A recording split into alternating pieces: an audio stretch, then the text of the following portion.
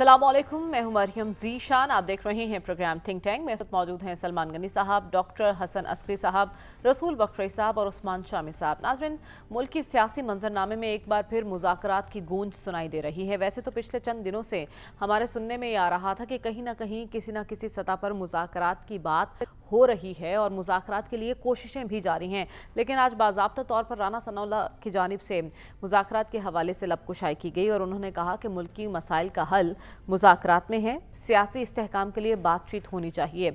ये बात हुकूमत की जानिब से की गई है और इसके जवाब में असद कैसर साहब ने फरमाया है कि मुज़ाकरात हुकूमत से नहीं, सियासी क़ुव्वतों से करने को तैयार हैं।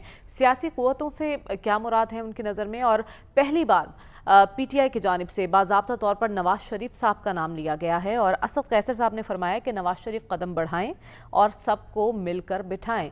तो ये कितनी बड़ी पेशरफ्त है और क्या इस पर आगे भी कोई बातचीत हो सकती है? मिल बैठकर मामलात को हल करने की तरफ ले जाया जा सकता है? ये वो पॉइंट है जिस पर आज हम डिस्कशन का सिलसिला आगे बढ़ाएंगे। सलमान साहब, सबसे पहले तो ये बताइए कि नवाज शरीफ साहब का नाम आना क्या जाहिर करता है और क्या नवाज शरीफ साहब कोई किरदार अदा कर सकते हैं वाकई? देखें, ये नाम पीटीआई के एक मरकज़ी रहनुमा जो साबिक़ कौमी असम्बली के स्पीकर भी रहे हैं, उनकी तरफ से आना यकीनन ये एक गैर मामूली बात है। लेकिन जब हम डायलॉग की बात करते हैं तो कुछ रोज़ पहले तक आपको याद होगा कि ख़ुद बानी पीटीआई ने कहा था कि ये डायलॉग का अमल छोड़ें, एहतजाज की तरफ आए, एहतजाज को नतीजा खेज बनाएं। मैं समझता हूँ कि ये एक पॉजिटिव साइन है एक कि जी वो अब डायलॉग की बात कर रहे हैं। और ये जो आपने कहा कि ये बात दुरुस्त है कि इस्लामाबाद के अंदर भी मुज़ाकरात की बातें होती नजर आई। आज मैंने असद कैसर साहब से भी पूछा कि जी राना सनाउल्लाह खान साहब वो पंजाब मुस्लिम लीग नून के प्रेसिडेंट हैं, वो सियासी डॉल देखिए राना साहब जो बात कर रहे हैं, राना साहब पाकिस्तान मुस्लिम लीग नून के उन लीडरान में से हैं जो हमेशा सियासी हल की बात करते हैं और जो सियासी इश्यूज़ होते हैं या सियासी रास्ता हमेशा डायलॉग के अमल से निकलता है। एक बात राना साहब ने उसमें ये बात ज़रूर कही है कि आप ये अपने मुकदमात या फैसलों को डायलॉग से हट के देखें। जी, उन्होंने कहा अदालती फैसलों का इसमें कोई ताल्लुक नहीं है। अगर असद कैसर साहब ये बात कह रहे हैं कि जी ये सियासी कुव्वतों के दरमियान मुज़ाकरात होने चाहिए और उन्होंने कहा कि 1973 के आइन की बहाली की बात की, 26वीं आइनी तरमीम की बात की और सबसे अहम बात जो उन्होंने कही कि हमें हाइब्रिड निज़ाम से निकलना चाहिए। तो मेरे ज़हन में आया कि वो तुम्हारे जुल्फ में पहुंची तो हुसन कहलाई, वो तिरगी जो मेरे नामा सयाह में आए, कि ये सिलसिला शुरू कहाँ से हुआ है। अच्छा सलमान साहब, एक पॉइंट जो हम देखते आ रहे हैं मुतवातिर, जब भी कोई पार्टी रहनुमा ऐसी कोई बात करता है तो पीछे पार्टी की तरफ से तरदीद आ जाती है कि ये उनकी ज़ाती राय होगी। राना सनाउल्लाह साहब जो बात कर रहे हैं वो पार्टी के बिहाफ पर ये बात कर रहे हैं। इससे पहले मैं राना साहब की बात को इसलिए मैच्योर समझता हूँ कि अभी यौम आज़ादी पे खुद प्राइम मिनिस्टर साहब ने ये बात की है, उन्होंने मिसाके इस्तेहकाम पाकिस्तान की बात की है और पीटीआई ने कोई अच्छा रिस्पॉन्स नहीं दिया। और अब भी मैं आपको बताऊं कि असद कैसर साहब, या मैं पार्टी के आप नाम लेते जाए, मैं आपको बताता जाऊंगा कौन कौन के इसमें खां हैं, लेकिन ये है वन मैन पार्टी कि क्या मुज़ाकराती अमल आगे चल पाएगा। इससे पहले मुज़ाकराती अमल चला था और पार्लियामेंट की सतह पे चला था, स्पीकर साहब उसके अंदर पुल का रोल अदा कर रहे थे। और फिर मुझे याद है कि बैरिस्टर गौहर जब मिलने गए जेल में, जेल से बाहर आते हुए उन्होंने तोड़ दिया सब कुछ। असल बंदा वही है जो जेल के अंदर बैठा है। क्या वो मुज़ाकरात के ऑप्शन को बरूए कार लाने के लिए तैयार है? मेरा ख्याल अब उनके पास कोई ऑप्शन नहीं रहा और ये बात उनके लिए एक अलमिया से कम नहीं है। अब वो एहतजाज की बात नहीं कर रहे। देखिए, जो एहतजाज के ऑप्शन थे माजी के अंदर, खुद पाकिस्तान तहरीक इंसाफ की सियासत को एहतजाज के साथ ब्रैकेट किया जाता था और इसमें कोई शक नहीं कि एक वक्त लेकिन एहतजाज की बात तो पीटीआई वाले नहीं पहले भी कर रहे थे ना, ये तो अडियाला से बात सामने आई थी। तो अब भी सब अडियाला की तरफ ही देखेंगे। पीटीआई इमरान खान का नाम है, अफराद का नाम नहीं है, जिनकी मैं भी तो यही बात कर रहा हूँ कि जब तक वहां से बात नहीं आएगी बात आगे चलेगी नहीं। और माजी के अंदर आप उठा के देख लें उनकी सारी स्ट्रगल कि इमरान खान साहब उनकी जद्दोजहद एहतजाज के साथ मुंसलिक थी, मज़ाबती बयानियों के साथ मुंसलिक थी। एक वक्त में वो कारगर हुआ और उसी की नतीजे के अंदर वो मस्जिद इक़्तिदार पे पहुँचे। अब बात यह कि इसलिए कारगर हुआ था कि माजी में उनके पीछे थपकी भी थी, सिग्नल्स भी थे, वसाइल भी थे। अब वो सूरत हाल नहीं हुई और ये सूरत हाल इसलिए नहीं हो रही कि ये जो 9 मई के वाक़यात हैं ان کے اثرات سے پی ٹی آئی نکل نہیں پا رہی، اور میں سمجھتا ہوں کہ یہ ایک بہت بڑا چیلنج ہے ان کے لیے کہ کیا وہ ان کے اثرات سے نکل پائیں گی. اور بطور جرنلسٹ میں تو پہلے دن سے کہہ رہا ہوں کہ اس 9 مئی کے واقعات نے تحریک انصاف کو کمزور نہیں کیا، اس نے پاکستان کے سیاسی سسٹم کو کمزور کیا ہے، اس نے پاکستان کی پولیٹیکل پارٹیز کو کمزور کیا ہے. لیکن آپ کی نظر میں کیا ایسا پوسیبل ہے، جیسا کہ رانا ثناء اللہ صاحب نے کہا کہ عدالتی معاملات بھی چلتے رہیں گے اور مذاکرات بھی چلتے رہیں گے؟ ایسے ہوتا ہے. دیکھیں ماضی کے اندر بھی مجھے یاد ہے کہ 77 کے اندر بھٹو صاحب کے اور قومی اتحاد کے مذاکرات بھی ہو رہے تھے، سارے معاملات چل رہے ہوتے ہیں. اگر رانا ثناء اللہ صاحب مسلسل یہ بات کر رہے ہیں، اور وہ ایک ذمہ دار آدمی ہیں، پنجاب کے وہ پریزیڈنٹ ہیں، اس سے پہلے پرائم منسٹر صاحب کر چکے ہیں. دیکھیں بات یہ کہ یہ راستہ تبھی نکلے گا سیاسی ڈائیلاگ سے، اب وہ احتجاج والا آپشن نہیں ہے. اور میرا خیال ہے وہ جو ماضی کے اندر چور دروازے تھے وہ بھی بند ہو چکے ہیں. اور سب سے اہم بات یہ ہے کہ پاکستان کی اسٹیبلشمنٹ نے نوشتہ دیوار پڑا ہے، وہ اپنے آپ کو بریکٹ نہیں کر پا رہے. ہم اس طرح کی بات کر رہے ہیں، وہ کہہ رہے ہیں کہ بات کرنی ہے تو حکومتیں کریں. ایک بات تو آپ سمجھ لیں کہ ایک بہت بڑا یو ٹرن ہے کہ آپ تو اسٹیبلشمنٹ سے بات کرنا چاہتے تھے، اب آپ پولیٹیکل فورسز سے بات کرتے ہیں. لیکن اب وہ یہ کہہ رہے ہیں نا کہ مذاکرات حکومت سے نہیں سیاسی قوتوں کے ساتھ کرنے کو تیار ہے. ڈاکٹر صاحب اس سے کیا مراد لی جائے؟ سیاسی قوتوں سے بات کرنی ہے، حکومت سے نہیں، کیا سمجھا جائے اس کو؟ دیکھیں بات یہ ہے کہ اصولی طور پر تو یہ بات صحیح ہے کہ گفتگو ہونی چاہیے، مسائل کا حل گفت و شنید سے نکالا جاتا ہے. تو جہاں تک تو تھیوری کا تعلق ہے، اصول کا تعلق ہے، بات ٹھیک ہے. اور سینسیبل پولیٹیشین یہی بات کہے گا جو رانا ثناء اللہ نے کہی ہے یا اسد قیصر صاحب نے کہی ہے. لیکن ہر چیز جو لاجک پہ صحیح ہوتی ہے وہ ضروری نہیں عملی سیاست پاکستان کے اندر وہ درست ہو. جو آپ ایک تو یہ ہے نا کہ دوسری پارٹی یعنی پی ٹی آئی ایک نارمل فنکشننگ صورتحال میں نہیں ہے، اس میں مختلف آوازیں آتی ہیں، مختلف صدائیں نکلتی ہیں. تو ہمیں نہیں پتہ ہوتا اس کی کوئی لانگ ٹرم پالیسی تو فی الحال پی ٹی آئی کی نہیں ہے، کیونکہ ان کا امیجیٹ گول ہے بچاؤ کا. لہذا باقی پالیسیز بدلتی رہتی ہیں، آج کچھ ہے کل کچھ ہو جائے گی، تو لہذا ہمیں نہیں پتہ کہ کیا صورتحال ہے. دوسرا یہ ہے کہ گفتگو کرنا چاہتے ہیں، کن باتوں پہ گفتگو کرنا چاہتے ہیں؟ رانا ثناء اللہ یہ بتائیں نا کہ کیا مطلب کیا ہے اس گفتگو کا، کس موضوعات پہ گفتگو کرنا چاہتے ہیں، کیا چیزیں اہم ہیں ان کے لیے. باقی رہا سیاست کو ایک طرف رکھ کے گفتگو نہیں ہو سکتی، ماحول کو اگنور کر کے گفتگو نہیں ہو سکتی. گفتگو ہو جائے گی، نتیجہ کوئی نہیں نکلے گا آپ کا. جب تک آپ ان ایشوز کو ایڈریس نہیں کرنا چاہتے جن ایشوز کی وجہ سے یہ مسئلہ بنا ہے، تو وہ ان ایشوز کی بات کیے بغیر آپ ادھر ادھر کی بات کریں گے تو معاملے طے نہیں ہوں گے. لیکن اسد قیصر صاحب نواز شریف صاحب کا اب ذکر کر رہے ہیں، ان کو بیچ میں ڈال کر بات چیت بڑھ سکتی ہے؟ دیکھیں وہ اگر ایشوز ہائی لائٹ کریں نا، نواز شریف صاحب ہوں، شہباز شریف صاحب ہوں، رانا ثناء اللہ ہوں، جب تک آپ ایشو دیکھیں الیکشن ہے اس کے بارے میں آپ کی کیا رائے ہے؟ کیا نہیں حکومت تو چاہتی یہ ہے جو پولیٹیکل سٹیٹس کو ہے، سیاسی جو گورنمنٹ ہے اس کو وہ تسلیم کر لیا جائے.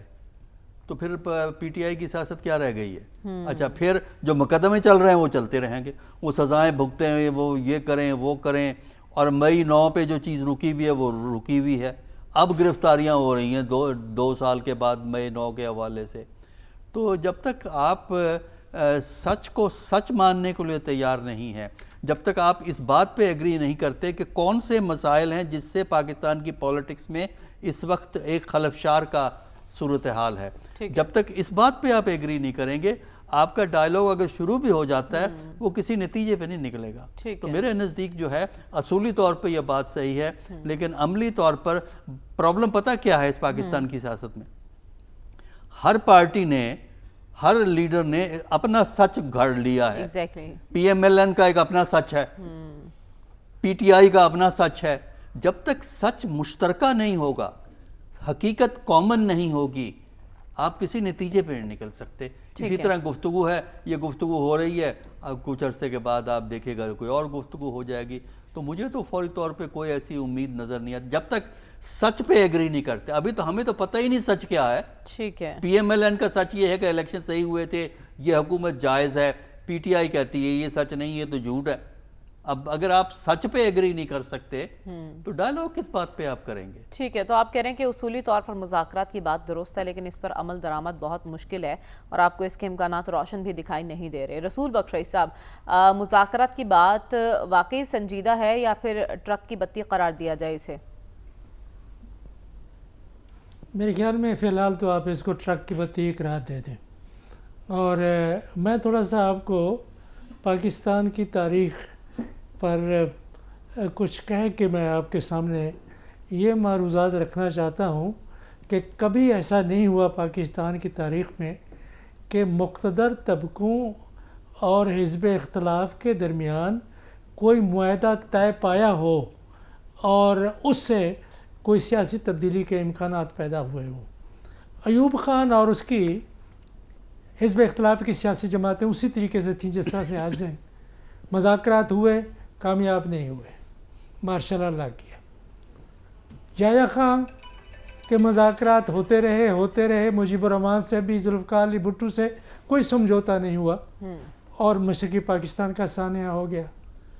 ذوالفقار علی بھٹو اور حزب اختلاف سے مذاکرات جتنا راؤنڈ اس وقت ہوئے وہ میرے خیال میں پاکستان میں واحد مثال ہے، کوئی سمجھوتا نہیں ہوا، مارشل اللہ کیا۔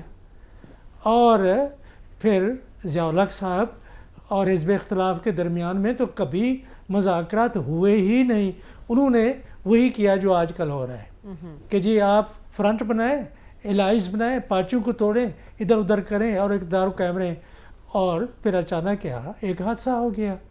مشرف صاحب کا ہم دیکھ لیتے ہیں، مشرف صاحب کے خلاف تحریک چلی اور اس میں سمجھتا ہوں کہ صحافیوں، وکلاء اور میڈیا کا بہت بڑا کردار ہے، اور ایک کریڈٹ آپ مشرف صاحب کو دیں کہ اس نے میڈیا کو آزاد کیا، میڈیا پھولا پھیلا، لوگ خوشحال بھی ہوئے، لیکن یہ ہے کہ اس کے اوپر انہوں نے وہ پابندیاں نہیں لگائی تھیں جو آج موجود ہیں۔ اب ان کے مذاکرات کیسے ہوئے کامیاب ہوئے؟ وہ مذاکرات صرف ہوئے تھے بے نظیر بھٹو سے، زرداری صاحب سے، اور وہ ان کے درمیان میں باہمی نہیں تھے۔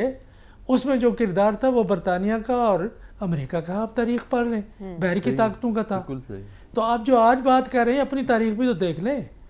اور پھر جو ثناء اللہ صاحب سنجیدہ انسان ہیں، میں بھی بہت احترام کرتا ہوں، حالانکہ میری کوئی ملاقات ان سے نہیں ہے سوائے ایک آدھ ملاقات کے۔ بہت میں سمجھتا ہوں کہ ایسے لوگوں کو کہ کلیدی عہدے ملنے چاہیے، جس طرح سے کہ چیف منسٹرشپ ہے پنجاب کی، سنجیدہ بات انہوں نے بات جو کی ہے وہ اس کے اوپر بھی دھیان دیں۔ وہ یہ کہہ رہے ہیں کہ استحکام کے لیے مذاکرات ضروری ہیں، مطلب تو یہی ہوا نا، استحکام نہیں ہے ملک کے اندر۔ بھائی فکر کریں ملک کی، آپ نے اگر آگے بڑھنا ہے، بار بار اسی بات کو دہراتے رہتے ہیں، اس کے لیے میں معافی چاہتا ہوں۔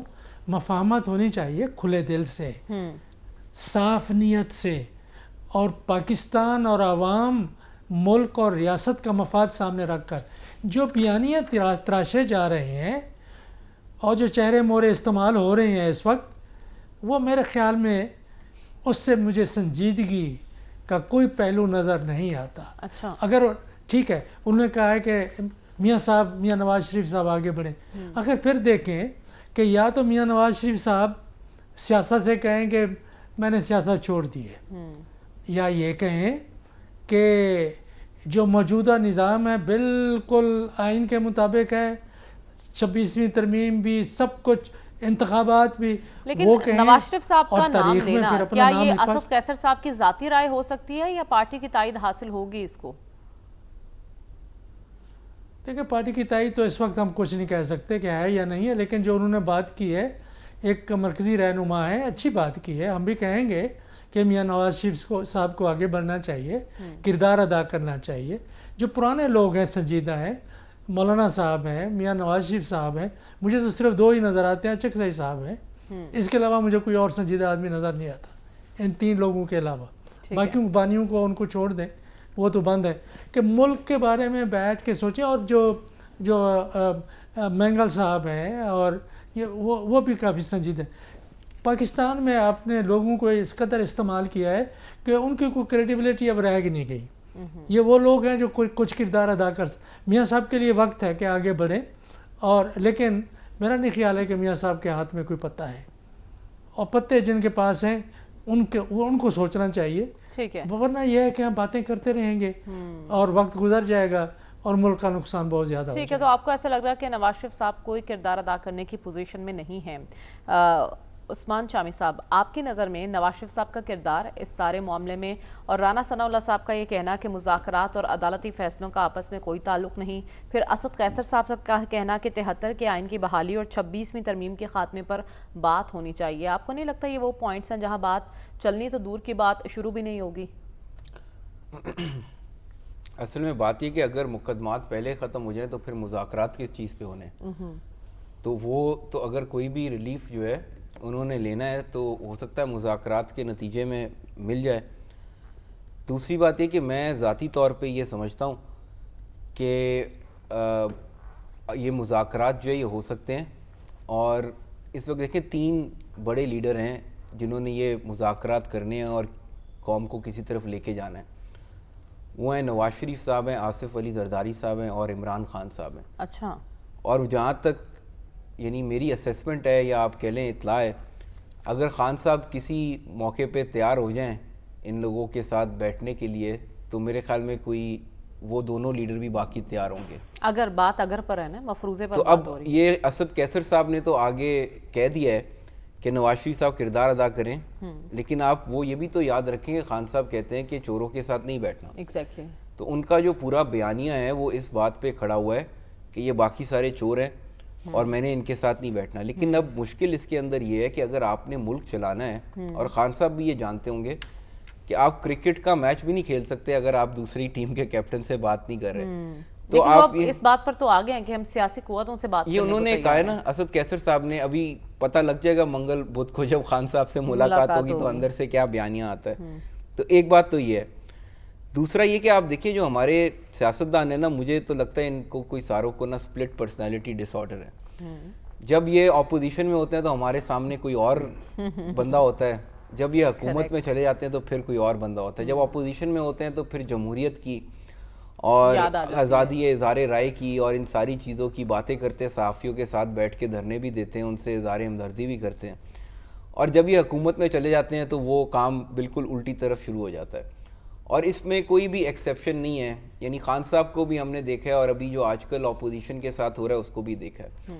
تو اب اگر آپ نے جمہوریت ملک کے اندر چلانی ہے تو جمہوریت کا مطلب یہ نہیں ہے کہ اپوزیشن جو ہے اس کا گلا گھونٹ دو، یعنی جو بھی بندہ آتا ہے اس کی خواہش یہ ہوتی ہے کہ اپوزیشن کو میں اس طرح دیوار سے لگا دوں کروں کہ پھر یہ واپس اقتدار میں آنے کے قابل نہ رہیں، اور پھر میں اپنی اننگز میری چلتی رہے، اس کے لیے میں اسٹیبلشمنٹ کو بھی ساتھ ملا لوں، جو کام مجھے کرنے میں اس کے لیے کروں۔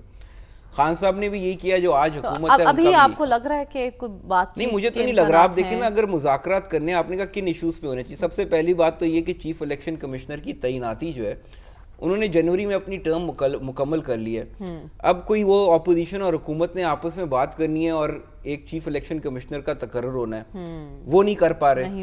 یعنی آپ یہ کہہ رہے 25 کروڑ کے ملک میں ایک بندہ ایسا نہیں ہے جس پہ دونوں کو ٹرسٹ ہو، تو پھر یہ سسٹم کیسے سروائیو کرے گا؟ یہ سسٹم نہیں باقی رہ سکتا۔ یعنی اگر آپ یہ چاہتے ہیں کہ یہ نظام چلے، اور یہ حکومت کو زیادہ غور کرنا چاہیے اس بات پہ کہ یہ کیسے ہو سکتا ہے کہ اگر آپ ایک چیف الیکشن کمشنر تعینات نہیں کر پا رہے، آپ کو ہر چیز سے وہ خوف آتا ہے، آپ ایک دوسرے سے بات نہیں کر پاتے، تو پھر جو آپ نے جو یہ نظام بنایا، پارلیمانی نظام جو طرز حکومت ہے، یہ سروائیو نہیں کر سکتا۔ تو پھر یہ مذاکرات کی باتیں وقت گزاری کے لیے ہیں اور عوام اور اپوزیشن کو بیوقوف بنانے کے لیے؟ نہیں، ظاہری بات ہے وقت گزارے کے لیے، کیونکہ آپ دیکھیں حکومت جو ہے اس کو یہ سوٹ نہیں کرتا کہ خان صاحب کو کسی قسم کا ریلیف دیا جائے۔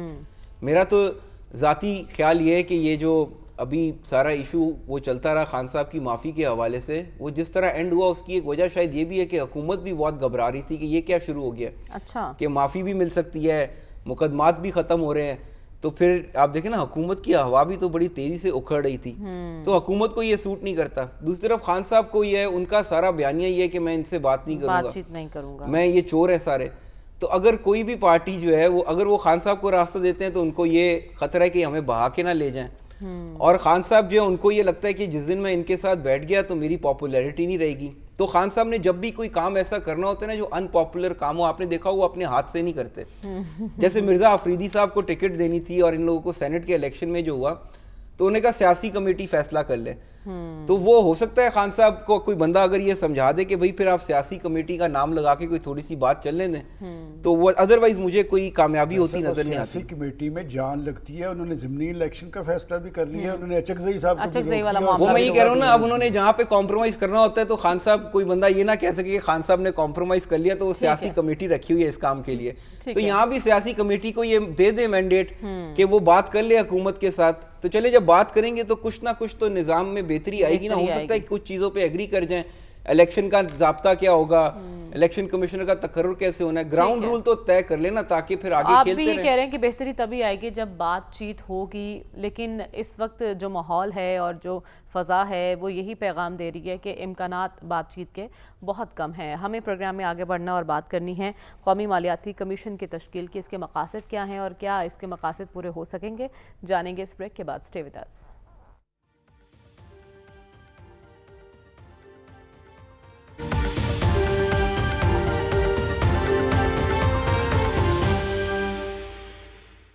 ویلکم بیک ناظرین. صدر مملکت آصف علی زرداری نے 11واں قومی مالیاتی کمیشن تشکیل دے دیا ہے, جس کے سربراہ وزیر خزانہ ہوں گے. اس کمیشن کے ارکان کی تعداد 9 ہوگی.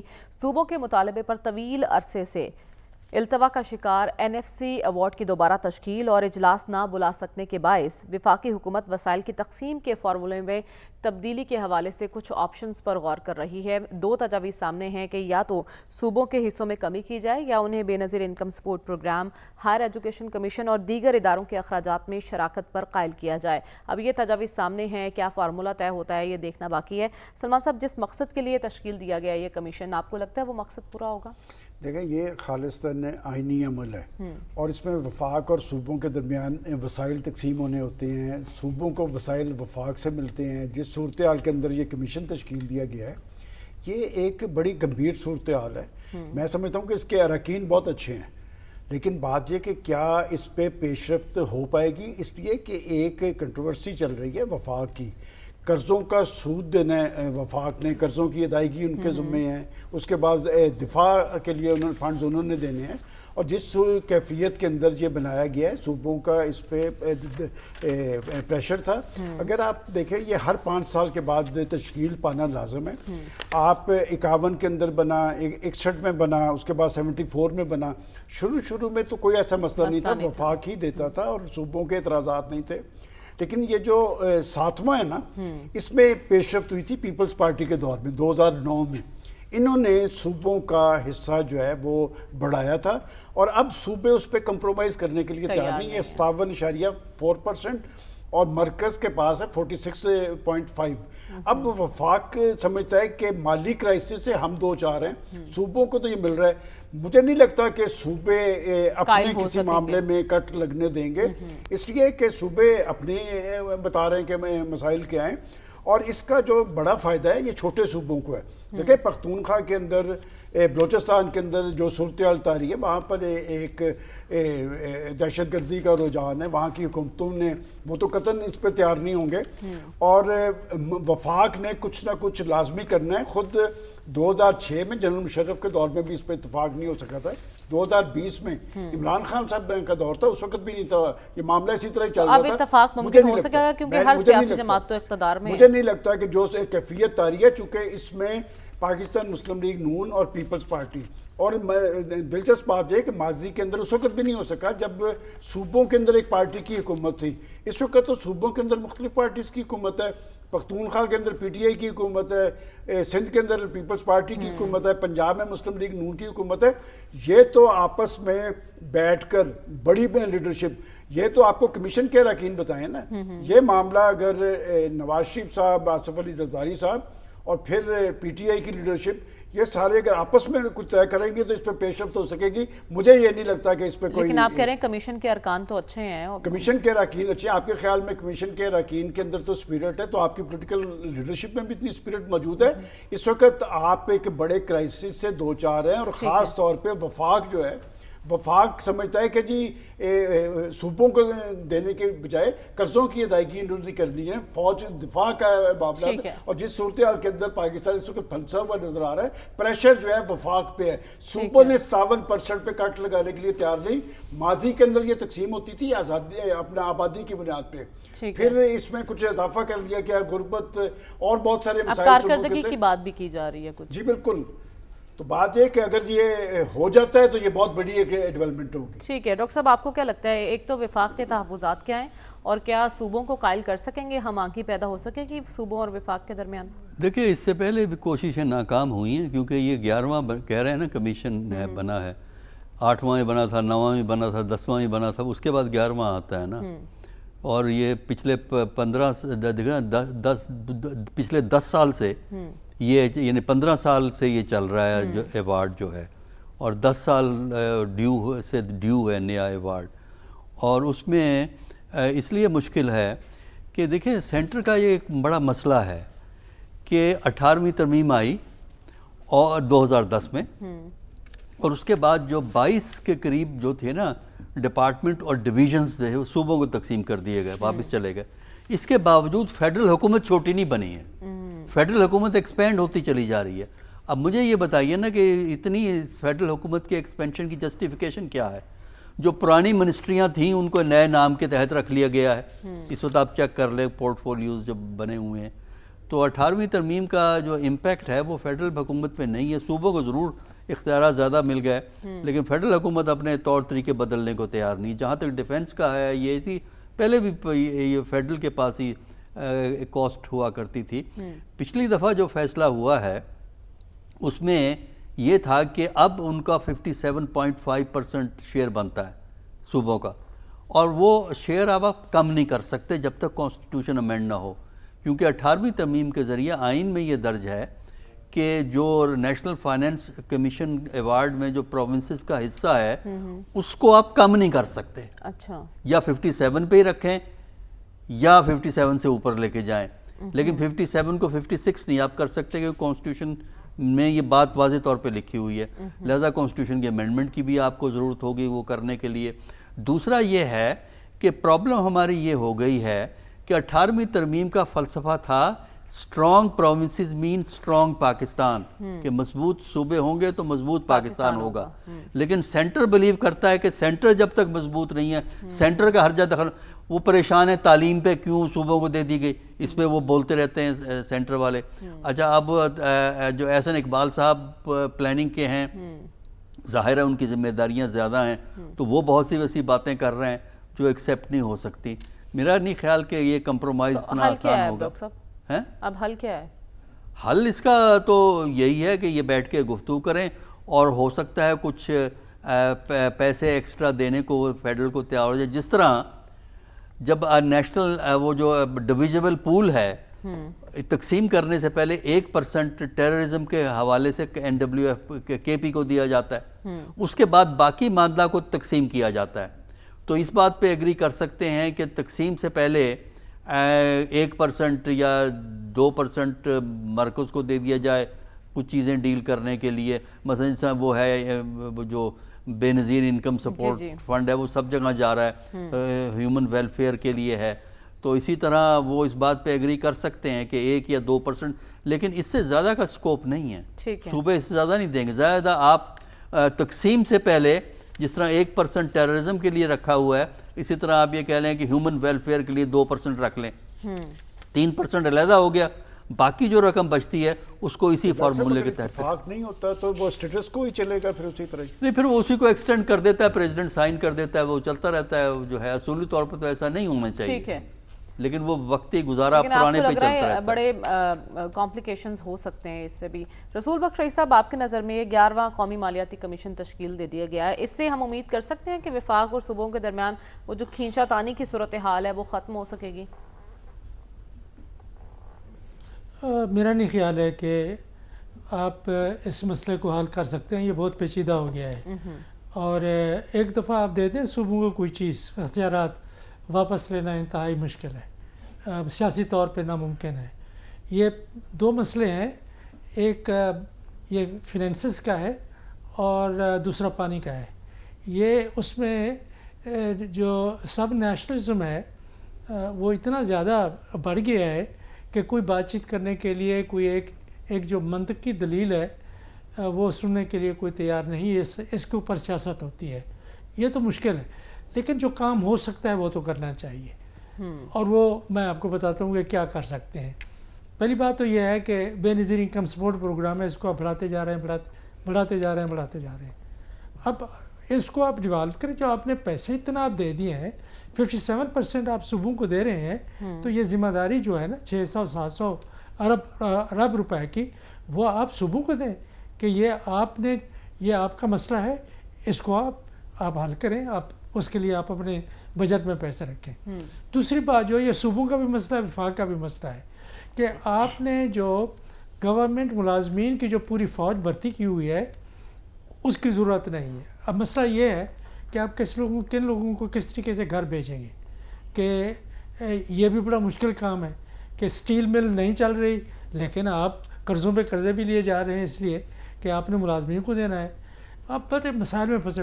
کم از کم وفاقی حکومت میں 2-3 کام اور کرنا چاہیے اپنا برڈن کم کرنے کے لیے. ہائر ایجوکیشن کمیشن آپ نے فیڈرل گورنمنٹ بھی رکھا ہوا ہے، 2 صوبوں نے بنا لیے ہیں. تو اگر آپ نے ڈیوالو کیا ہے ایجوکیشن کو، ایک تو یہ ہے کہ آپ نے جو قومی کمیشن ہے یا اس کو ختم کریں یا صوبائی کمیشن ہے ان کو ختم کریں. اور اگر آپ نے ایجوکیشن کو ڈیوالو کیا ہے تو پھر جو صوبائی یونیورسٹیاں ہیں ان کی فنڈنگ صوبوں کو کرنی چاہیے، وفاقی حکومت کو نہیں کرنی چاہیے. بھارت میں اس طرح سے ہے کہ زیادہ تر جو یونیورسٹیز ہیں وہ اسٹیٹ یونیورسٹیز ہیں. امریکہ میں بھی زیادہ تر یونیورسٹی ہے، بلکہ سب یونیورسٹیز اسٹیٹ یونیورسٹیز ہیں یا پرائیویٹ یونیورسٹیز ہیں. پاکستان میں اس طرح ہو سکتا ہے کہ آپ کچھ یونیورسٹی جس طرح سے قائدم یونیورسٹی ہے، آپ ان کو آپ فیڈرل یونیورسٹیز کہہ سکتے ہیں کہ فیڈرل یونیورسٹی رکھیں، وہ فیڈرل گورنمنٹ فنڈ کرے، صوبائی حکومتیں جو ہیں صوبائی یونیورسٹیاں فنڈ کریں.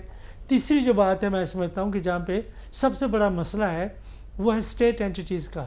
جو لاس میکنگ ہے وہ آپ کا سارا بجٹ کھا رہے ہیں، ساری دنیا دیکھ رہی ہے. نہ اسٹیل مل کو آپ پرائیویٹائز کر سکتے ہیں، نہ اس کا حل نکال سکتے ہیں. پی اے اے کا سنتے ہیں ابھی کرتے ہیں، اب اکتوبر میں کرنا ہے، اب سال کے آخر میں کرنا ہے. بھائی سب سے بڑا مسئلہ تو پاور ڈسٹریبیوشن کمپنی کا ہے، ان کو آپ کیوں نہیں پرائیویٹائز کرتے؟ جس کو آپ یہ جو سرکولر ڈیٹ ہے یہ کام کریں اور منسٹریز کو کم کریں. امریکہ کی منسٹری ہمیشہ ہم کہتے ہیں کہ 15 ہیں، 13 رہی ہیں، 15 ہو گئے. پاکستان کی کتنا ہے؟ آپ نے وزیر کتنا رکھے ہوئے ہیں، مشیر کتنا، جہاز جتنی کابینہ ہے. ٹھیک ہے، آپ کہہ رہے ہیں معاملات پر غور کرنے کی ضرورت ہے تبھی مسائل حل ہوں گے. عثمان شامی صاحب، آپ کی نظر میں ایک تو یہ کمیشن تشکیل دینے سے وفاق کو کیا لگتا ہے، کیا مسائل وہ حل کر سکتے ہیں اور کیا صوبوں کو قائل کرنا آسان ہوگا ان کے لیے؟ اچھا، اس پہ آتے اس سے پہلے آپ یہ دیکھیں جو ہم نے یہ ماڈل بنایا ہے تقسیم کا آف ریسورسز، تو اس میں یہ جو صوبوں کے درمیان میں جو تقسیم ہوتی ہے اس میں 82% ویٹیج ہے پاپولیشن کی. یعنی آپ نے آبادی بڑھانے کو انسینٹیوائز کر دیا ہے کہ جتنی زیادہ تیزی سے آبادی بڑھاؤ گے اتنے زیادہ تمہیں پیسے ملیں گے ٹوٹل ملک کے جو وسائل ہیں اس کے اندر سے. تو آپ یہ دیکھیں کتنی بڑی کانٹرڈکشن ہے. ایک طرف ہم یہ کہتے ہیں کہ ملک کو ہمارے آبادی پہ کنٹرول کرنے کی ضرورت ہے، دوسری بات ہم پیسے جو ہے یعنی اس بنیاد پہ بانٹ رہے ہیں کہ آبادی کے تناسب یعنی جو جتنی تیزی سے آبادی بڑھائے گا وہ اس کو پیسے زیادہ ملیں گے. اچھا، اب دوسرا آپ دیکھیں اس کے اندر ایشو یہ ہے بنیادی طور پہ کہ جو وفاقی حکومت کے پاس جو پیسے بچتے ہیں اس میں وہ میرے خیال میں اگر ڈیٹ سروسنگ اور ڈیفنس جو ہے وہ بمشکل پورے ہوتے ہیں. اس کے بعد پینشنز ہیں، سبسڈیز، ٹرانسفرز ہیں، سول ایڈمنسٹریشن کے خرچے ہیں جو حکومت چلانے کے، پھر ترقیاتی بجٹ جو ہے. تو اب آپ دیکھیں نا، اگر آپ نے ملک چلانا ہے، یہ بات ٹھیک ہے کہ فیڈرل گورنمنٹ کا سائز جو ہے وہ چھوٹا ہونا چاہیے، لیکن یہ کوئی آپ نے کچھ نہ کچھ تو ان کو خرچہ اپنا چاہیے ہی نا. آخر یہ قرضہ جو ہے وہ ہم سب کے اوپر ہم نے ادا کرنا ہے. تو ایسے تو نہیں ہو سکتا کہ آپ ملک کا نظام چلا رہے ہر سال صرف قرضہ لے کے. تو کچھ نہ کچھ قربانی جو ہے وہ صوبوں کو دینی پڑے گی. دوسرا آپ ایک اور بات پہ غور کریں، باقی تو ساری باتیں ہو گئیں، لیکن یہ جو وفاق کے جو لوگ ہیں وہ شور مچاتے ہیں وہ اس لیے کہ آپ دیکھیں جو صوبوں کے پاس چیزیں دی گئیں تو اس کی لاجک یہ تھی کہ سروس ڈیلیوری جو ہے وہ اس سے بہتر ہوئے گی. ٹھیک ہے، یعنی یونیورسٹیوں کے اوپر توجہ زیادہ ہوئے گی اور یعنی گراس روٹ لیول تک جو ہے وہ پیسے خرچ کیے جائیں گے مختلف مد میں, جو ہیلتھ ہو گیا, جتنے بھی چیزیں ٹرانسفر کی گئیں. اگر کہیں پہ آپ کو کہیں کوئی امپروومنٹ نظر آتی ہے تو بتا دیں. دوسری بات یہ کہ صوبوں میں آ کے رک گیا کام, آگے ڈیولوشن ہوئی نہیں. یہ جو ابھی بڑی بحث چل رہی ہے جو چھوٹے صوبے بنانے کی, وہ بھی اس کی ایک وجہ یہ بھی ہے کہ جو صوبوں میں بھی ڈکٹیٹر بیٹھے ہوئے ہیں وہ کوئی کسی چیز کو نیچے جانے نہیں دیتے. ابھی آپ دیکھیں کسی یونیورسٹی کے وائس چانسلر سے بات کر لیں آپ, وہ آپ کو روتا ہوا نظر آئے گا. وہ کہے گا جب ہم وفاق کے پاس سے تو بڑی فنڈنگ اویلیبل تھی, تو اب صوبوں میں بڑی مشکلات ہیں ان کو, اور یہ نظر آ رہے ہیں فگرز میں ساری چیزیں. تو بات یہ کہ ایک فلاڈ ماڈل ہم نے بنایا ہے. دوسری بات یہ کہ ہم جو ہے جمہوریت چاہتے ہیں لیکن لوگوں کی انکلوژن نہیں چاہتے ڈیموکریسی میں. تو جب آپ لوگوں کو اختیار نہیں دیں گے, ڈیولوشن آف پاور نہیں ہوئے گی, تو پھر ظاہری بات ہے کوئی نتیجہ نہیں نکل سکتا. تو اب اس وقت جو وفاق کی توقع ہے وہ تو یہی ہوئے گی جس طرح یہ ساری باتیں ہوئی ہیں کہ بھئی یا تو کوئی تھوڑا خرچہ اپنا ذمہ لے لو, یا پھر یہ کہ کوئی اپنے شیئر میں سے کچھ ہمیں پیسے دو. اب آپ دیکھیں صوبوں کی ایک اور بڑی دلچسپ بات یہ ہے کہ 57% یہ ریسورسز لے جاتے ہیں ملک کے, اور پھر جب کوئی آفت آتی ہے تو کہتے ہیں وفاق ہماری مدد نہیں کر رہا. یار آپ نے وفاق کے پاس چھوڑا کیا ہے جو وہ آپ کی مدد کرے. ٹھیک ہے, یعنی آپ کہہ رہے ہیں کہ صوبوں کو اس پر کمپرومائز کرنے کی ضرورت ہے. وہ نہیں دیتے لیکن نیچے نہیں دیتے. ابھی آپ دیکھیں باتیں اس لیے چل رہی ہیں پی ایف سی کے پروونسز میں بھی فائنانس کمیشن ہونا چاہیے تاکہ کہ ایک جو ہے برابر تقسیم ہو صوبوں کے اندر بھی. تو بات وہیں پہ پھر آ کر ختم ہو جاتی ہے کہ صوبوں کی ایک جو بحث چھڑی ہے پھر اس معاملے پر بھی غور کرنے کی ضرورت ہے. ہمیں پروگرام میں آگے بڑھنا ہے اور بات کرنی ہے غزہ کو باضابطہ طور پر قحط زدہ قرار دینے کا اقدام کیا ظاہر کرتا ہے اور اس کے اثرات کیا ہوں گے. ڈسکس کریں گے اس بریک کے بعد. اسٹے ود اس.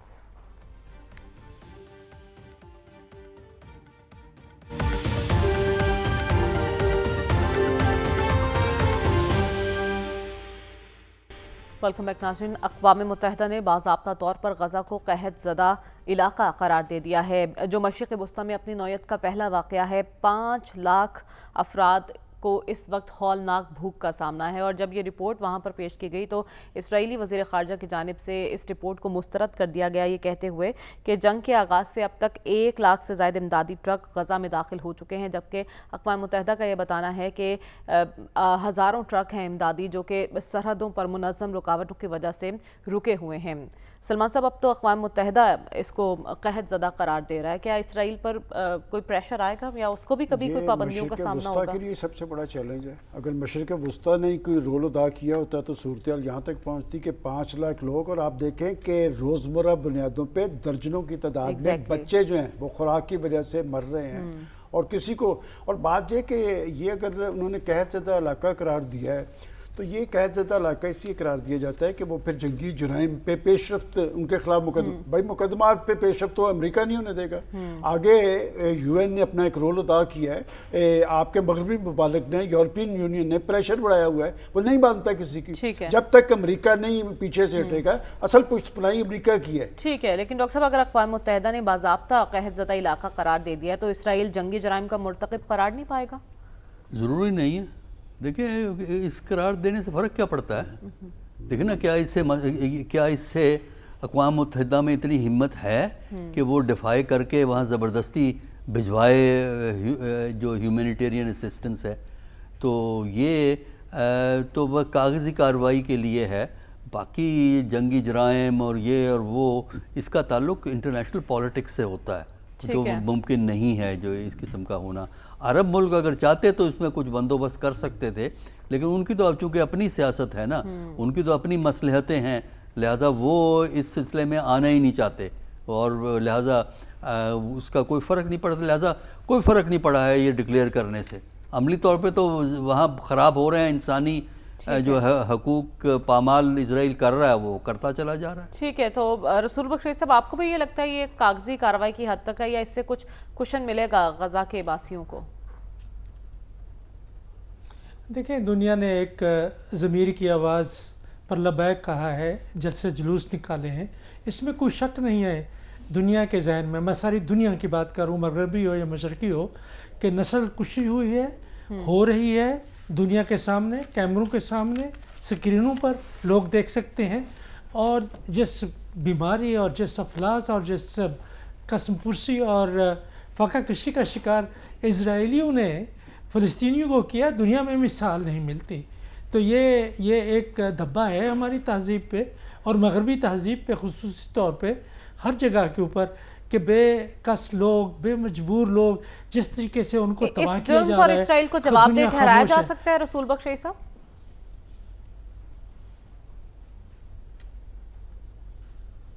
اسرائیل کو جواب دہ ٹھہرایا جا سکتا ہے اس پر؟ کون ٹھہرائے گا؟ دیکھیں میرا خیال یہ ہے کہ جو اس وقت نظام ہے دنیا کا اور جس میں امریکہ کی طاقت ہے اور حمایت ہے اسرائیل کو، تو فوری طور پر تو کچھ نہیں ہو سکتا، لیکن تاریخ تو رقم ہو رہی ہے کہ مغرب میں اور ہر جگہ کے اوپر جو نفرت ہے اسرائیلیوں سے، اس کی میں نہیں سمجھتا کہ پہلے سے کوئی مثال ملتی ہے، لیکن یہ ہے کہ پھر اس سے کیا ہوگا۔